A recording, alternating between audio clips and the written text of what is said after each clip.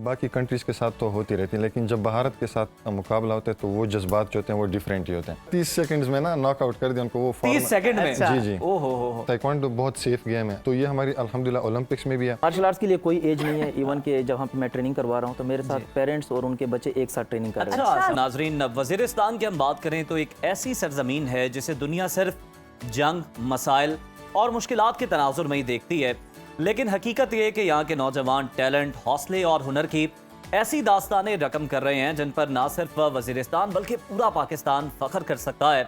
इसी सरजमीन के गैर मामूली सपूत मजहर महसूद ने वर्ल्ड ताइक्वांडो चैंपियनशिप 2025 में गोल्ड मेडल जीत कर दुनिया को दिखा दिया कि अगर जज्बा सच्चा हो तो कोई भी मंजिल दूर नहीं। जापान के शहर ओसाका में मुनक्किद होने वाली इस बैनुल-अक़वामी मुकाबले में दुनिया भर से सैकड़ों खिलाड़ियों ने शिरकत की। मजहर महसूद ने फाइनल में भारतीय खिलाड़ी समेत कोरिया और ईरान के खिलाड़ियों को शिकस्त देकर पाकिस्तान का परचम बुलंद किया। ये मजहर महसूद की बैनुल-अक़वामी सतह पर पहली बड़ी कामयाबी नहीं थी, बल्कि उन्होंने इससे पहले बहुत सारी कौमी सतह पर मुतादिद मुकाबले में जीत कर अपनी सलाहियत का लोहा मनवाया। लेकिन वर्ल्ड वाटर चैंपियनशिप 2025 की ये जीत इन्हें दुनिया भर में एक उभरते हुए ताइक्वांडो चैंपियन के तौर पे सामने लेकर आई।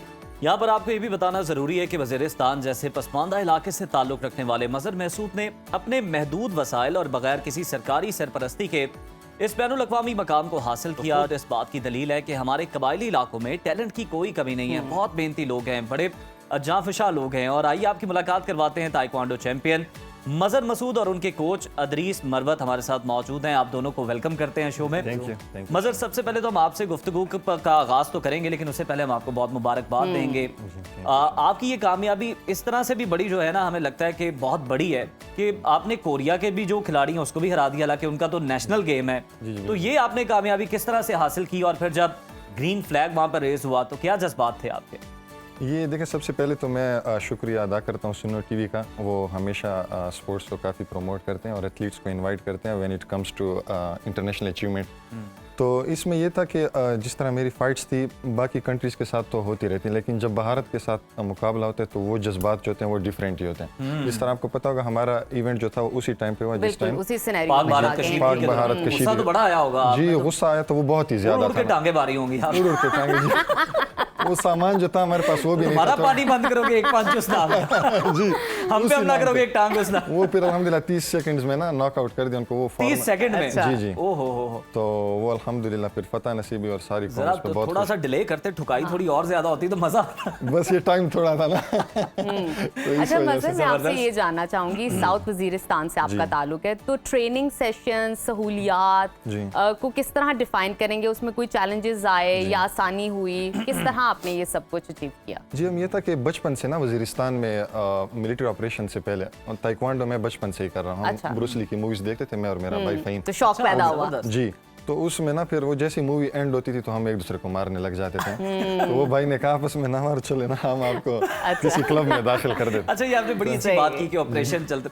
हमने भी ज्यादातर खबरों में यही सुना है कि जनाब वो शुमाली वजीरिस्तान में ऑपरेशन या कोई इस तरह की कार्रवाइयाँ, टेररिस्ट की भी कार्रवाइयाँ, तो ये हमें बड़ा अच्छा आज लग रहा है कि वहाँ से इतना बड़ा टैलेंट हमारे सामने है। आपकी जानिब में आना चाहूँगा मरवत साहब, जरा आप बताएं कि आपने सोने को कुंदन कैसे बनाया, किस तरह आपने इन्हें पॉलिश किया, कब इन्होंने आपको ज्वाइन किया और आपने किस तरह इनकी सलाहियतों को निखारा, इस काबिल बनाया कि ये बड़े बड़े खिलाड़ियों को ज़ेर कर दें जनाब? ये बिल्कुल पहले ऐसा था कि हम दोनों साथ में ट्रेनिंग करते थे। अच्छा। तो 2022 और 2023 में लास्ट मैंने नेशनल चैंपियनशिप के लिए जिसमें मैंने गोल्ड जीता है और मल्टीपल मैंने भी इंटरनेशनल इवेंट में जो है ना एशियन का ब्रॉन्ज मेडलिस्ट हूँ। तो फिर मैंने जो है ना कोचिंग फील्ड को चूज़ किया और मजीद जो है ना इंटरनेशनल ट्रेनिंग मैंने। अब तो आप किंग मेकर है ना जी। बिल्कुल। तो मैं अपनी ट्रेनिंग जो है ना मैंने वर्ल्ड चैंपियन से लिए ईरान से। सही। तो अभी वो चीज़ें जो है ना मैं यहाँ पे यूथ में डिलीवर कर रहा हूँ। तो आपने मजहर को कहा नहीं कि यार ईरान का भी खिलाड़ी आ रहा है, हरीफ आ रहा है, तो जरा हथौला रखी यार।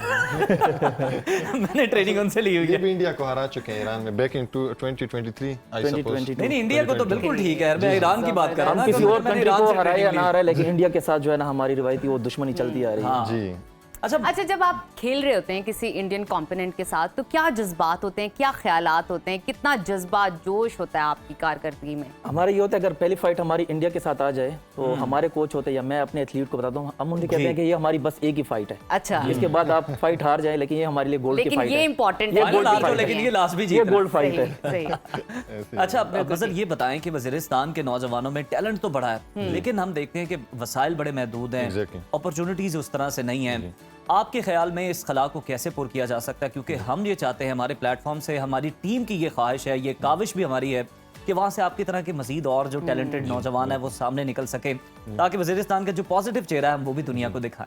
जी अल्हम्दुलिल्लाह, इसमें यह है कि हमारे इरफान भाई है, जिस तरह आपको पता होगा वर्ल्ड गिनीज रिकॉर्ड भी बना रहे हैं, वो भी लड़कों को ट्रेन कर रहे हैं। अब इसमें दो चीज़ आती है, एक तो आपकी इंडिविजुअल एफर्ट है, एक ये है कि आप कलेक्टिव मतलब गवर्नमेंट जो है वो आपको कहाँ किस हद तक सपोर्ट कर रही है। बट अनफॉर्चुनेटली जो हमारे करंट सीएम है उस चीज़ में वो बिल्कुल भी सपोर्ट नहीं करे। मल्टीपल टाइम्स उन्होंने बुलाया भी, वो कहते हैं कि आपको ना आपकी जो अचीवमेंट है, लाइक मैंने थाईलैंड मलेशिया इन कंट्रीज में विन किया था, बट वो उस तरह ना हमें चीज़ें डिलीवर नहीं होती। तो हम अपनी मदद आपके तहत या जो हमारी तो आपने कंपनी बता देना था कि मैं पार्ट टाइम जेवलिन थ्रो भी करता हूँ।